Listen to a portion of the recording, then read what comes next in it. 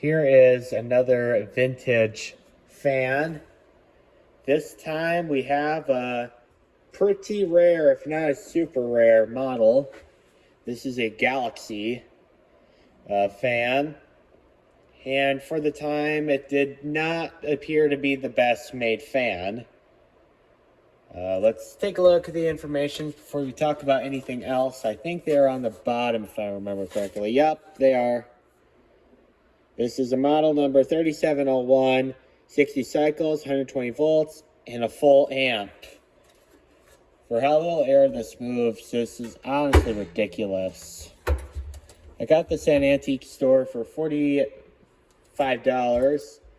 I only paid that much because it's a very rare model, and someday I might regret not taking it because I have, it wouldn't be a video without picking the tripod, but I bought it because it's in really good shape, and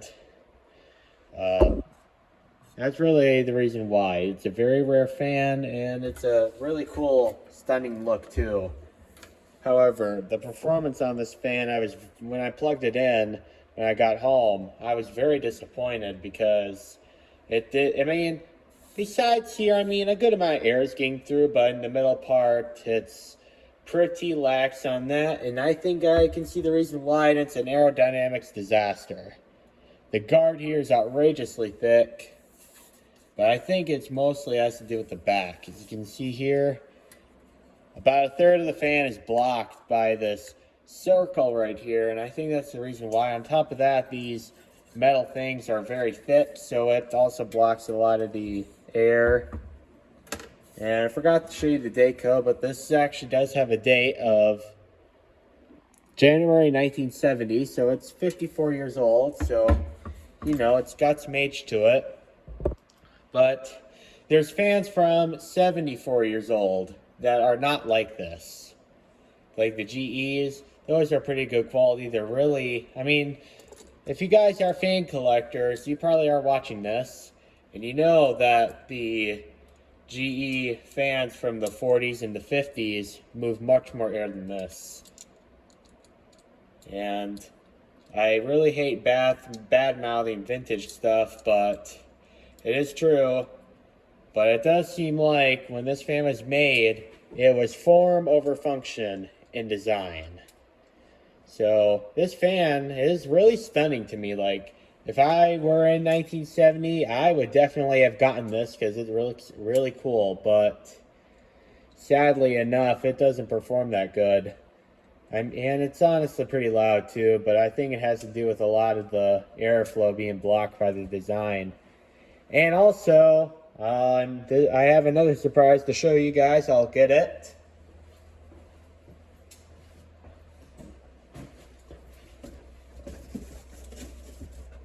With the box. So I think this was well more than worth of $45 with the box. And honestly, I'd say that the boxes are much more valuable than the fan because, everybody would throw away the box because, there's no use for them. But this was amazingly with the box. Here's some information right here. Child-safe grills, debatable. Balance blades, debatable. Motor never needs oiling.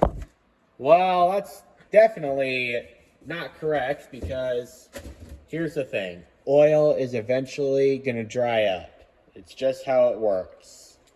Sad but true, but that statement is never true. So do not believe that statement ever. So anyway, I'll show you guys the cord here. It's a typical non-polarized cord of the period. And it's, of course, tangled by all of my stuff that's on here. I really should clean up in here. Shouldn't live like this. Too much stuff floating around. But this is a non-polarized cord. And I think I've shown you guys enough about a non-polarized cord. So we'll just plug this up. And I'll show you guys how powerful this isn't. And there's a switch on the back. We'll turn it on.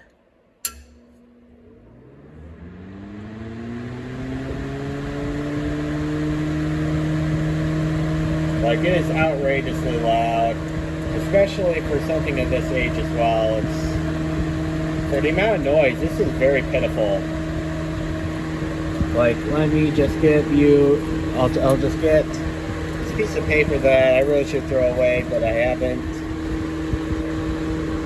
Like, this is not really it's not really that strong. And look in the middle, it is outrageously pitiful in the middle.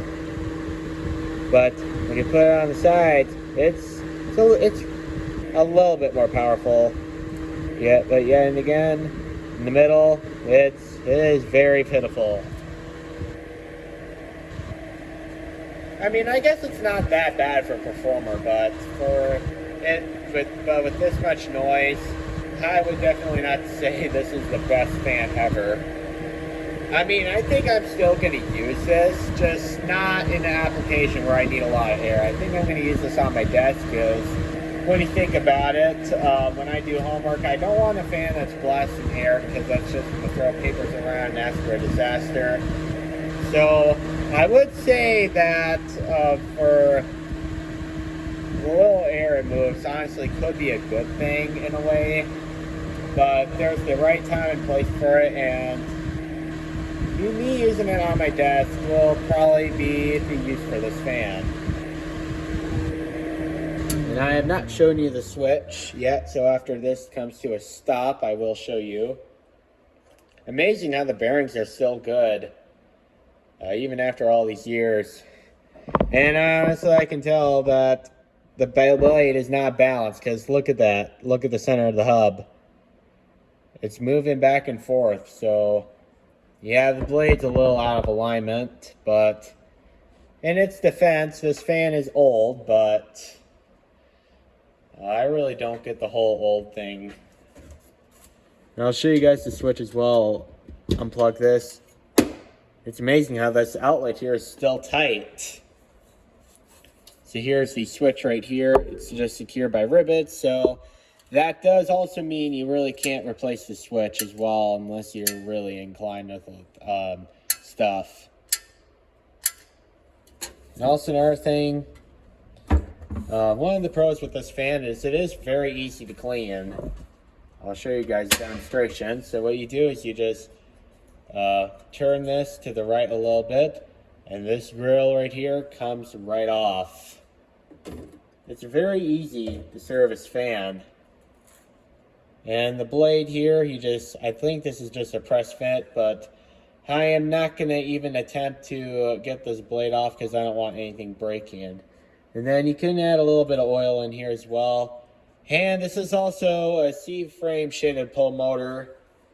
And as many of you know who have experienced a lot with these older fans, the C-frame motors really are not the best quality motors. You're better off using a tube pull if you're going to be really cheap.